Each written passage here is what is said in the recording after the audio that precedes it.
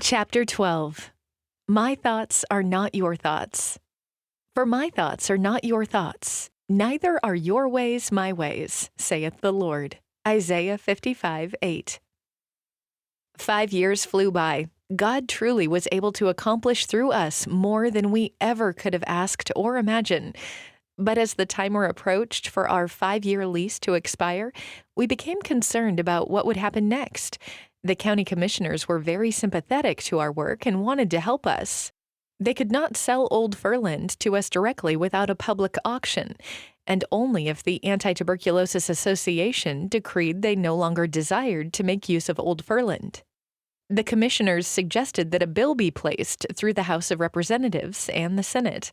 This House Bill 191 would declare that the county commissioners of Class A could dispose of tuberculosis property without competitive bid when the property was no longer needed for tuberculosis purposes. The bill passed unanimously in the House, but when the bill was sent to the Senate, it did not receive the same enthusiastic support and was pigeonholed.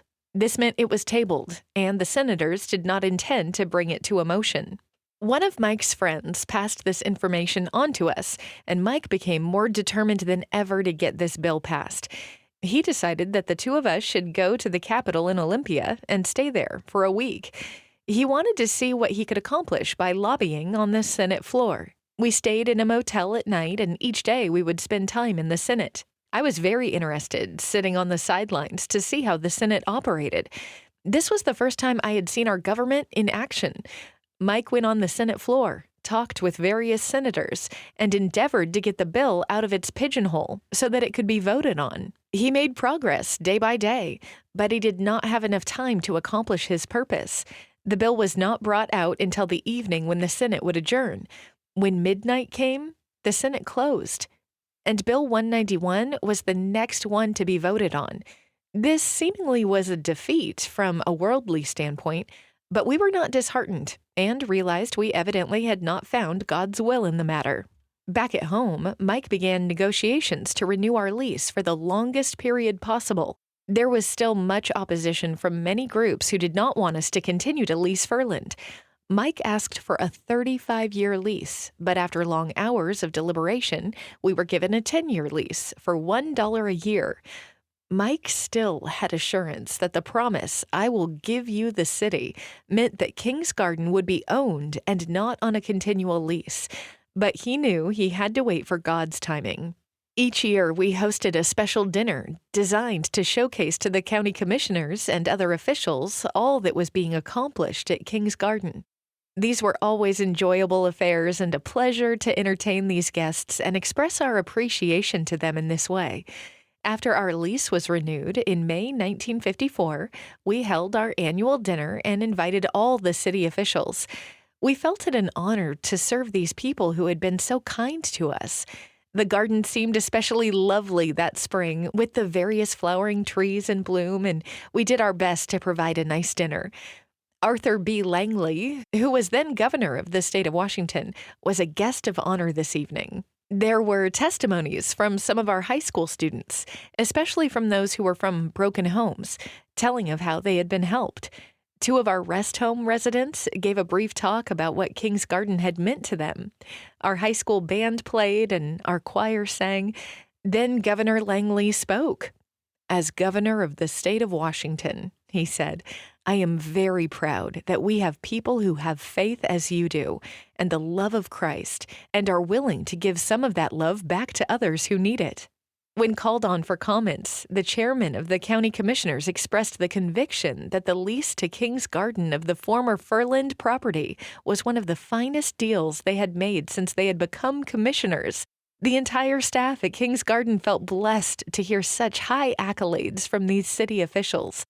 That dinner was a very special one, and we continued to host these year after year. After growing so much at King's Garden, we began to make official some of the changes we had made. Old Furland had names for all the buildings, but now we realized new names were needed for at least part of them, so a committee was formed to consider the matter and bring new names to the entire team of workers for approval. Listed are the names of the buildings that Furland had, and the new names as recommended by the committee and accepted by the workers. Furland name, Detwiller Building. King's Garden name, King's Garden High School. Joseph House, King's Garden Grade School. Nightingale Building, the Nightingale Building. Koch Building, Central Hall. Vom Piquet, Nightingale Annex. Pasteur Ward, Sylvan Hall. Isolation Ward 1, Girls Dormitory. Isolation Ward 2, Apartments. Administration Building, Administration Building. Even with the use of all these buildings, we were growing so much we were bursting at the seams. Because of our long struggle to meet the housing needs of our workers, the maintenance crews set out to plan how to meet this need.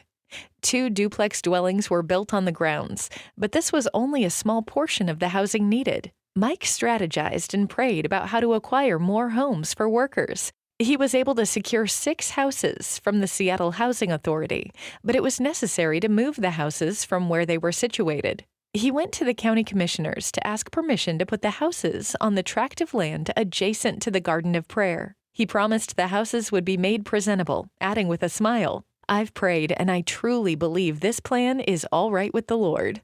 The chairman of the county commissioners replied, "If it's all right with him, it's certainly all right with this board."